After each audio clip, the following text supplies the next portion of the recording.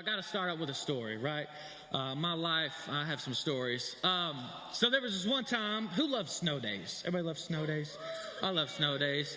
I like getting out of school for snow days. There was a situation that happened one time. I almost had a car wreck. See, me and my buddy, his name is Cody, my cousin Zach, we used to do some dumb stuff. Got out of school one day. Everybody familiar with Ray Road? Anybody know where that road is in Portland? Yeah, not a good road to be on when it snows. And if I can just explain a little bit, it's very curvy. There's some hills and turns. Well, it snowed. We had no business. I can't believe my mom even let us go to my friend's house. But I had no business being on that road, okay? If we're being honest, I don't know if your parents are here, but has anybody ever been in like a sketchy situation where you're like, wow, I made it out alive? Anybody? If we're being honest, this is a safe place. Well, that was one of those moments for me, because this is what happened. It was me, my cousin Zach, and my friend Cody. We were in his truck, and it was snowing, and we were trying to get to where we were going and play in the snow, but we almost died, okay? We almost had a wreck, because the way Ray Road is, it slips down and has like this huge curb. Well, on this side is a ditch and trees and all the things, which is where we were heading, and then on down the road, there was a guy stuck trying to get dug out, so we were either going to hit this guy, or we're about to die and crash. And you could have heard a pin drop in this truck. My friend Cody steering it, doing all the things. And we made it out. That same friend, he had a golf cart. Cody, he always got me in some trouble. Don't have Codys as friends. I'm just kidding. He had a golf cart, and it wasn't a normal golf cart. This golf cart had mud tires. Has anybody ever had a golf cart with mud tires on it? You didn't go to a golf course with this thing. You went mudding in this thing, right? It's what you do down in the South. You go mudding, right? So this golf cart, it went way faster than any other normal golf cart. And I had another situation where I'm like, wow, I can't believe I'm still alive. So I thought it would be a good idea. We took it down this hill. We were doing all the things, having a great time. I thought it would be a good idea. What if I surfed on this thing, right? What if I stood up and just like, let's go? Well, bad idea. So what happened was, it was dumb. I was dumb, okay? Don't be like me. I stood up, and it was good. We were cruising. All of a sudden, my friend Cody hits his bump. I go flying out the golf cart. Boom! Smack my head on a rock, y'all. I was out. I've never passed out in my life, and that has been the only time I have passed out. It was crazy. I remember this. I don't know if anybody's ever passed out before, but like I could barely see. I was just laying there, and I could see like his silhouette. And you know what? He was standing on top of. We were in the 5th grade. He was like, "Tyler, get up! We're in trouble. Get up! I need you to get up. Get up!" And I was like, I can't move, right? And his dad later on, he came and ended up having a massive gash in my forehead and on my head. Luckily, I didn't have a concussion, but I was like, wow, I could have died, right? Could have poked my eye out or whatever the case may be. But I say all this to say this. Tonight, we're going to talk about a man by the name of Lazarus.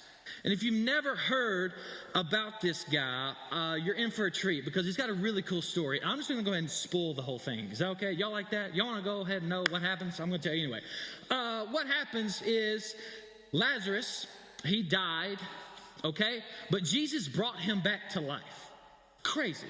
It's an awesome story, and we're going to dive into it. But I wanted to go ahead and tell you that because Lazarus' story, it doesn't just end there. Okay, this is an awesome miracle. Man, Jesus, this is so cool. But there's so much in this story that we're about to unpack that it just blew my mind after unpacking some of these scriptures. And I want to start out with this. The word Lazarus, like his name in Hebrew, means God has helped. Like that's his name. That was the meaning of his name. And aren't we grateful for a helper, right? I know I am. So Lazarus, he had 2 sisters, Mary and Martha, and this family, Mary and Martha and this family, and Lazarus was very close to Jesus. Like, I'm close with the Brittons, okay? Michael Britton, Kara Britton, Braylon. Like, we hang out. We go to their house. They come to our house. We go out to eat with each other. We hang out, right? This is the same situation with this family and Jesus. It would be nothing for Jesus to just be chilling at their house and hanging out, okay? They were tight with Jesus. But can I tell you this? We cannot fully live until we fully die. You cannot resurrect something that hasn't died first. I'm going to repeat that again. You cannot fully live until you die. You cannot resurrect something that hasn't died first. And this question that we're going to ask ourselves tonight, and we're going to try to answer it. Look, we're back in small groups tonight. Come on, somebody. I'm excited. And this is what we're going to dive into. This question. Check this out. What is in us or around us that needs to die in order to live out our God-given purpose? Check this out. What is my Lazarus? What is in us or around us that needs to die in order to live out our God-given purpose? It doesn't matter if we believe it or not. We all have a Lazarus, okay? You may be thinking today or tonight that you don't have anything and you're good, but what if there is something that needs to die, right? Not literal death, but to go away in your life for the sake of somebody else.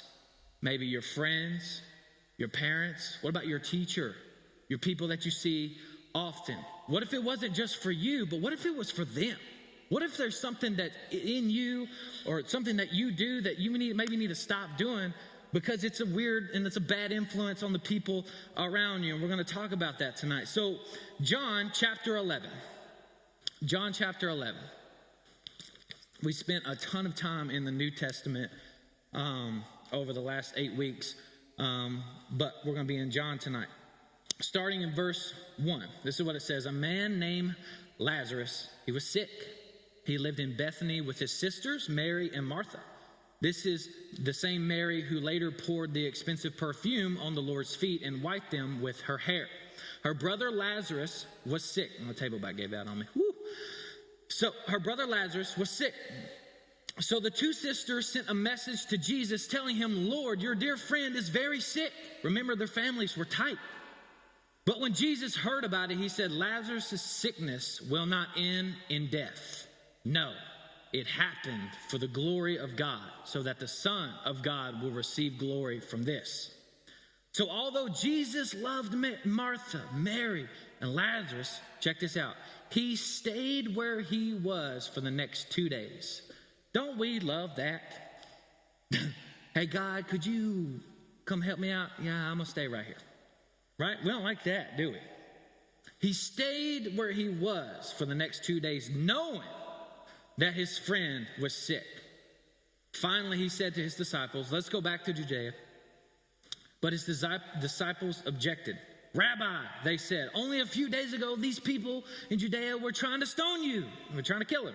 Are you going back there again? Jesus replied, there are 12 hours of daylight every day. During the day, people can walk safely. They can see because they have the light of this world. But at night, there is danger of stumbling because there they have no light. Verse 11, then he said, our friend Lazarus has fallen asleep, but now I will go and wake him up. The disciples said, Lord, if he is sleeping, he will soon get better. They thought Jesus meant Lazarus was simply sleeping, but Jesus meant Lazarus had died. So he told them plainly, Lazarus is dead. And for your sakes, I'm glad I wasn't there. Wow. For now, you will really believe. Come, let's go see him. Write this down. For your sake, give Jesus time to walk with you. For your sake, give Jesus time to walk with you. Don't rush Jesus. There's a pastor that I really enjoy. His name is John Mark Comer. He actually wrote this book. And if you have Right Now Media that our church provides for you guys, he breaks down the whole book. And it's called The Ruthless Elimination of Hurry. And he talks about a lot of what we've been talking about. And we can be so impatient waiting or wanting Jesus to perform a miracle, and we miss out on what he is actually trying to teach us. We just want him to fix it. Can you just fix this? Can you just come through? But there's actually, and I want to challenge you with this. This isn't in my notes, just a little extra. There's actually so much blessing in worshiping while you wait. Worship while you wait, right? The world just wants us to be in a hurry all the time. Get to the next thing, right? No, we're going to pause. And look, I know this is going on, but I'm going to worship through the waiting. Understand that the disciples themselves, they were jacked up. They had questions and they doubted. And Jesus brought them along for the ride. We're going to keep reading John 11:17, verse 17. When Jesus arrived at Bethany, he was told that Lazarus had already been in his grave for 4 days. So he has died. They had buried him. They put him in the tomb. And for 4 days, he had been dead in there. Bethany was only a few miles down the road from Jerusalem, and many of these people had come to console Martha and Mary in their loss. When Martha got word that Jesus was coming, she went to meet him, but Mary stayed in the house. Martha said to Jesus, "Lord, if only you had been here. Wow, my brother would not have died. But even now I know that God will give you whatever you ask." Jesus told her, "Your brother will rise again." "Yes," Martha said, "he will rise. Everyone else rises on that last day." Jesus told her, "I am the resurrection and the life. Anyone who believes in me will live even after" what? Dying. Wow. Everyone who lives in me and believes in me will never, ever die. Do you believe this, Martha? "Yes, Lord," she told him. "I have always believed you are the Messiah, the Son of God, the one who has come into the world from God." Then she returned to Mary. She called Mary aside from the mourners and told her, "The teacher is here and wants to see you." So Mary immediately went to him. Write this down. You have to fully die in order to fully live. You have to fully die in order to fully live. And I'm not just talking about a physical death here. Jesus himself, he says this, "Anyone who believes in me will live even after dying." And I believe Jesus is talking about eternity, right? Anyone who believes in Jesus, they shall not perish but have everlasting life with Jesus in heaven with the Father, right? But what if, remember we've talked about bringing this kingdom down to earth, and in order for us to fully live out our God-given purpose, if we're being honest in this place tonight, there are some things in us, around us, and things that are working through us that might need to die, that might be in the way, right? If we're being honest, I know I needed to be honest. There's things in my life every day. Hey, don't need to do that. You don't need to talk like that, right? It needs to die. It's not just affecting me, it's affecting the people around me, right? We just did an 8-week series on the rhythms of Jesus. And a lot of us want to do the things Jesus did, but we don't live like or do the things Jesus did, right? So check this out.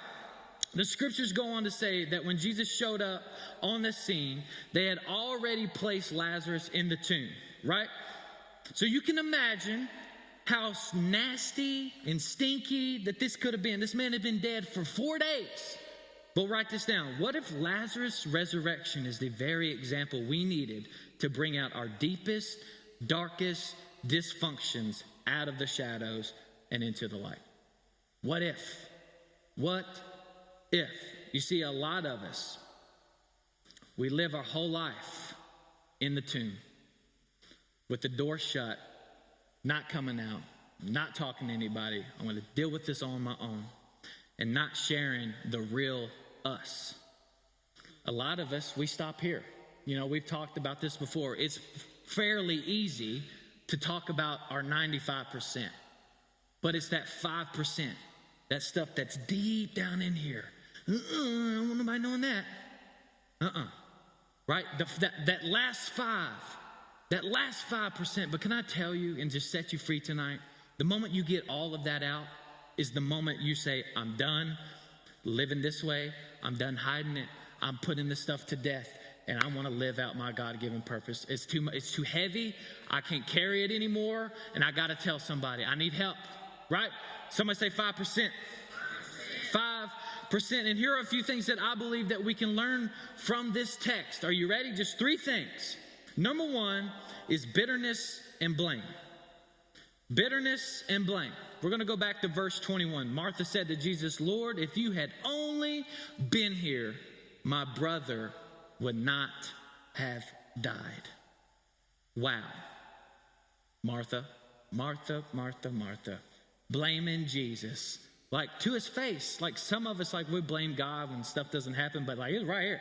Jesus, if you were only here, my brother would not have died. Let's check out how Mary handled this. Verse 30, Jesus had stayed outside the village at the place where Martha met him.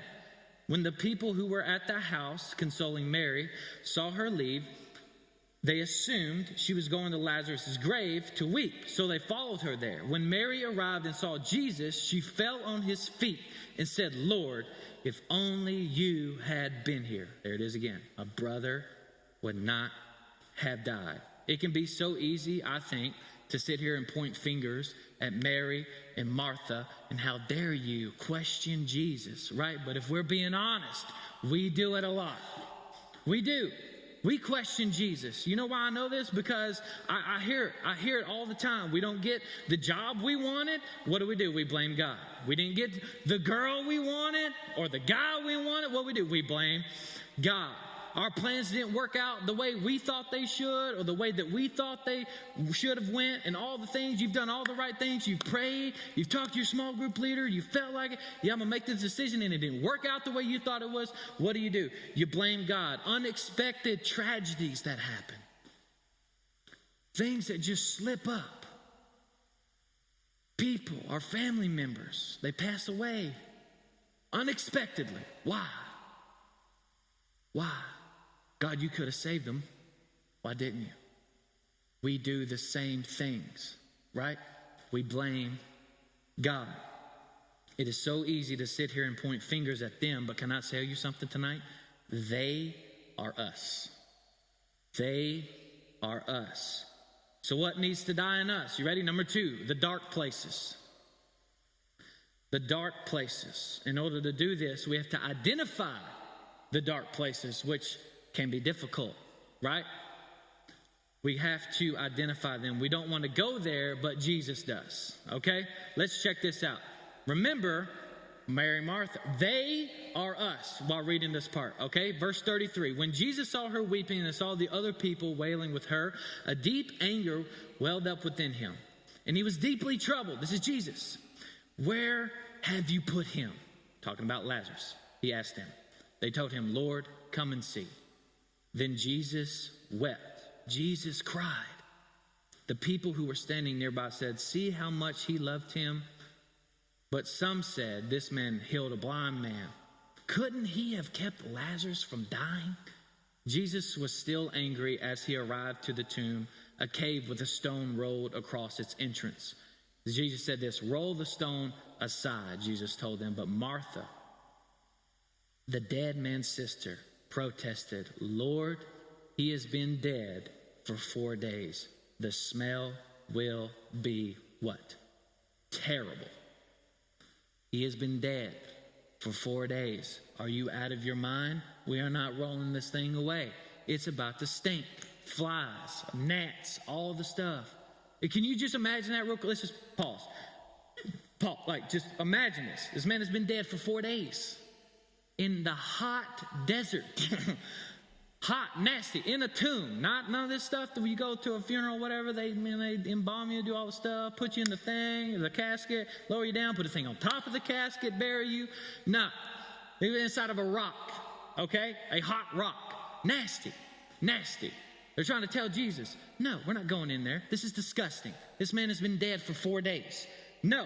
But let's talk about the tomb and Lazarus being there for 4 days, okay? If we're being honest, this is the dark place, all right? The dark place is this. People who are married, volunteers, I'll just say this for you guys. The dark place, if you have a spouse or a family or whatever, the dark place is being honest with your spouse. Being honest with things that you've struggled with over the last however many, 15, 20 years. Things that you brought into your marriage. That's the dark place. Young person tonight, you know what the dark place is? You know what that nasty place where we go and we don't want anybody else to know about it. And I know it because it's like an epidemic in our students and the world today. Facebook, Instagram, TikTok, all of the things lead to this. And it's so sad. The dark place that a lot of us don't want to talk about and a lot of us don't want to admit that has us bound down And it has for so long, that place, that thing that we don't want to tell anybody about, that we've been struggling with. Pornography. That's a dark place. Pornography. We don't want to talk about that, do we? We don't want to talk about, hey, I'm struggling with this, and if I don't seek help now, this is about to go into my marriage, and you think, let me set you free. This is a little free nugget. If you don't get delivered, and if you don't get this to Jesus, and you don't get accountability in your life right now, it will not go away, even if you get married. I'm not kidding. The dark place, right? Lust. Just because you get married doesn't mean all that stuff goes away. You just show up with it. What about this? What about forgiveness? Forgiving one another. Well, God, you don't know, Tyler, you don't know what they said to me. You don't know what they did to me. I can't forgive them. Right? We don't want to talk about that. We don't want to go there, do we? We don't want to talk about, hey, I know we haven't got along, but you know what? I love you, and I know that God loves you. I know you were created by God, and I know I need to forgive you, and I'm sorry. And even if you think I didn't do it, you didn't do anything. Forgiveness. What about this? What about our family history? What about your dad walking out on you when you were little? Or your mom? And you don't want to talk about that. And you don't want to seek help about that. And you're embarrassed. And you're living with 2 or 3 different people throughout your childhood. And you don't want to talk about it. That can be a dark place. Your family history. Places we don't want to go. But can I remind you this? You cannot fully live unless you bring the light into the dark places. You can't. You can't. And number 3, questioning God's motives. I picture God sometimes just giving us this look of like, can you just let me handle this, right? Like, do you know who you're talking to? Right? We question God's motives. I have my middle son, Zeke. The kid's crazy.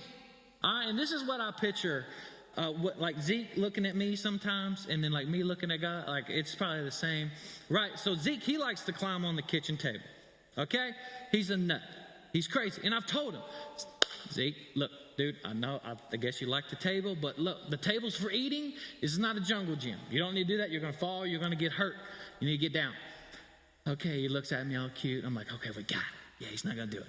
Well, I go to do something, go out of the room, come back in. What's he at? He's back on the table. And I was like, all right, son, you're going to get in trouble. You're not supposed to be on the table. You're going to hurt yourself. I'm more worried about his safety than anything, right? He needs to listen. But he continues to get on the table. And guess what happened eventually? This mug fell off, hit his head, boom, on the, just whatever. He starts crying, so I'll go get him, right? But I was like, if you would just listen, right? And I think God sometimes looks at us that way. We try, we hear from God, we know what to do, we know what not to do, but then we do it anyway. And then we wonder why we're all banged up and bruised up, and God's just like, I could help you if you would just listen, right? So don't be like Zeke. Don't be like Zeke. Martha questioned Jesus when she said, Lord, he has been dead for 4 days. The smell is terrible. I'm wondering if Martha was trying to talk Jesus out of it. Like, you don't need to do that. Whoa, right? I really wonder what was going through Jesus's head. However, let's check out how Jesus responded. John chapter 11, verse 40. Jesus responded, didn't I tell you that you would see God's glory if you believe? So they rolled the stone aside. Then Jesus looked up to the heaven and said, Father, thank you for hearing me. You always hear me. But I said it out loud for the sake of these people standing here. Wow. Isn't that awesome? He did it on purpose. He was intentional about it. He wanted them to hear it so that they will believe you sent me. Then Jesus shouted, Lazarus, come out. And the dead man came out, his hands and feet bound in grave clothes, his face wrapped in a headcloth. Jesus told them, unwrap him and let him go. You see, Jesus could have prevented Lazarus' sickness, or he could have even healed him from where he was, but he chose not to on purpose. Remember, the scriptures say he stayed where he was for 2 days. He saw in this sickness an opportunity to glorify the Father. It is not right. It is not important that we as Christians are comfortable, but it is important that we glorify God in all that we do. And this is what I want to challenge you with, right? It's the title. I want to challenge you to resurrect and replace what is in us or around us that needs to die in order to live out our God-given purpose. What is your Lazarus? What needs to die to be fully alive? What is it? And if we're honest, in a room such as this tonight, I think we all have something, one thing. But this is what I want to send you guys to group with. You cannot resurrect something that hasn't died first. You have to kill it, resurrect it, and replace it. All right? You have to replace bitterness and blame with forgiveness, replace the dark place with honesty and truth, and replace questioning God's motives with trust. Okay?